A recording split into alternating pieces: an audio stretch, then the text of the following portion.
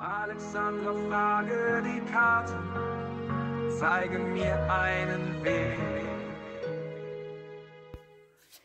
Einen wunderschönen guten Morgen zusammen. Wir schauen, was der Tag an Infos mitbringt. Da braucht etwas ein bisschen Motivation von uns. Irgendwo sind wir aufgefordert, uns zu motivieren, an eine bestimmte Aufgabe dran zu gehen und zu überlegen, mit welcher Motivation bin ich denn überhaupt unterwegs. Wow. Und der Glücksfall. Unten am Deck haben wir noch in Würde altern. Also hier kann die Motivation tatsächlich sein, dass wir uns überlegen, wo nehmen wir denn mal unser Glück selbst in die Hand, damit wir Zustände erschaffen, wo wir einfach in Würde alt werden können, ohne Mangel, ohne irgendwelche Gedanken. Ich weiß, es ist schwierig, darüber nachzudenken. Gerade auch, wenn ich mir überlege, was wir alle in die Rentenkassen zahlen und was wir dann kriegen, ein Witz, ne? Deshalb ist die Idee, darüber nachzudenken, wie man sich wo motivieren könnte, etwas zu verändern, was uns unseren Ansprüchen entspricht. Das ist ja unterschiedlich, ne? Die einen, die haben vielleicht nicht die Finanzen, die anderen haben irgendwelche anderen Gebrechen. Jeder hat eine andere Motivation, einen Zustand zu erschaffen, der eben für ihn selbst am besten ist für längere Zeit. Es geht auch ein bisschen darum, zu gucken, wie schön man sich findet im Alter oder ja, wie man überhaupt dem Alterungsprozess gegenübersteht.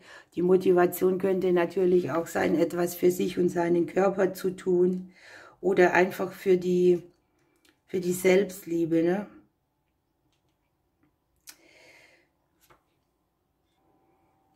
Es geht ja auch darum, dass man die Jahre annimmt, die man schon zugebracht hat, in denen es vielleicht nicht so gut lief oder wo das Leben eben etwas aus oder mit uns gemacht hat. Man darf auch überlegen, wie alt man sich fühlt. Also ich werde demnächst 50 und ich fühle mich überhaupt nicht so. Ich kann diese Zahl gar nicht begreifen im Prinzip. Das eine ist, was siehst du im Spiegel, das andere ist, was sehen die anderen. Und es geht einfach auch darum, dass man sich rundum wohlfühlt, egal wie jung oder alt das man ist. Hier ist auch sehr viel Reife, ne? Man wird gerne gefragt oder ein Rat wird eingeholt. Man ist ein guter Ratgeber. Man kann hier von älteren Menschen auch sehr viel lernen.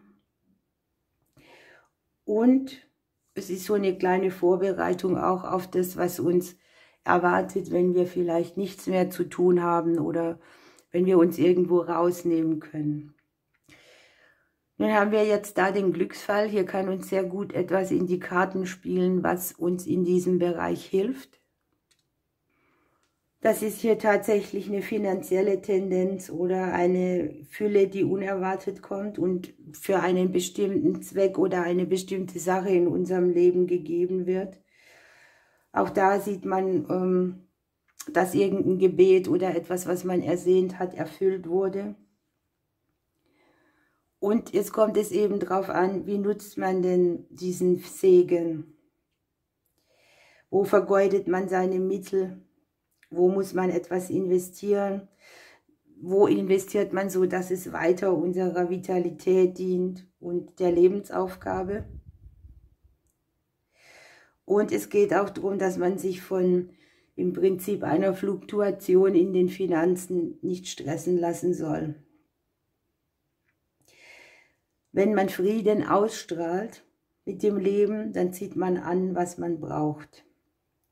Es geht auch ein bisschen darum, empfangen zu lernen. Man hat irgendwo eine Schuld zurückbezahlt und man hat so ein gesundes Ein- und Auskommen. Spannend. Gucken wir ein bisschen näher. Was darf ich dazu noch sagen?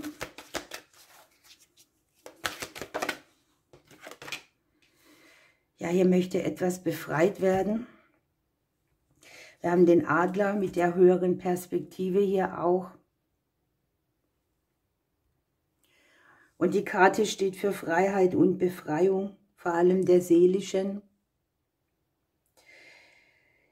Hier ist es so, dass man auch nicht mehr erlaubt, dass irgendetwas oder irgendwer uns selbst einschränkt, dass man seine Macht zurückbekommt, dass man nicht mehr nur die Erwartungen der anderen erfüllt und dass man keine Begrenzungen hat, die man sich selbst auferlegt hat. Hier ist auch wirklich so diese Reife vorhanden, dass man im Prinzip grenzenlos frei ist. Auch wenn im Außen Dinge passieren, die uns nicht immer schmecken, aber wir können ja selbst bestimmen, wie viel wir darauf geben oder da rein interpretieren. Und es geht sehr viel auch um Selbstausdruck, ne? Dass man nichts von sich zurückhält, dass man ein Leben wählt, das den eigenen Regeln dient. Und das kann so ungewöhnlich wie möglich sein, ne? Hier ist vielleicht auch das, was man hier in den Lebensjahren schon gelernt hat, was einen wirklich frei macht. Und das sind ganz andere Dinge, je älter man wird, als das, was einen früher irgendwie beschäftigt hat. Schauen wir, was unsere innere Stimme uns hierzu noch sagen möchte.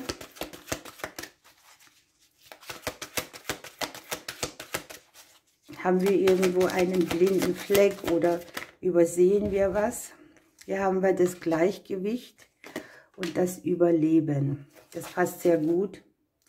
Unten haben wir noch die Lebenskraft an sich.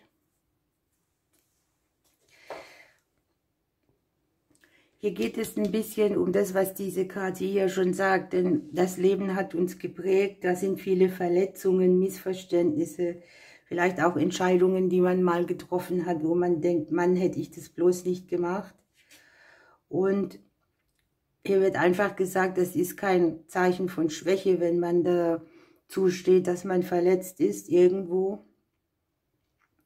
Man kann viele Dinge verdrängen, aber man kann sie auch aufarbeiten und von den Ereignissen lernen, auch wenn sie verstörend waren. Die Karte sagt einfach, die Gefahr ist vorbei. Du bist safe, ne? Dann haben wir hier das Gleichgewicht. Hier wird eine Waage dargestellt. Der eine gibt, der andere nimmt. Hier geben beide was. Das ist eine sehr interessante Sache, ne? Weil hier kriegt man gleichzeitig Unterstützung. Man lernt, wie man den Fluss des Gebens und Nehmens in sein Leben besser integrieren kann. Das ist auch das, was die Karte sagt, ne? Es gibt vielleicht manchmal Momente, da haben wir nicht alles oder wir blicken auf einen Mangel. Wir könnten vielleicht mehr geben oder mehr Grenzen setzen, je nachdem. Und es geht darum, bestimmte Beziehungsdinge auch in Gleichklang zu bringen. Es kann auch das Bedürfnis sein, alles kontrollieren zu wollen und die eigene Motivation, und da kommt sie wieder. Aus was für einem Grund macht man was? Welche Interessen hat man?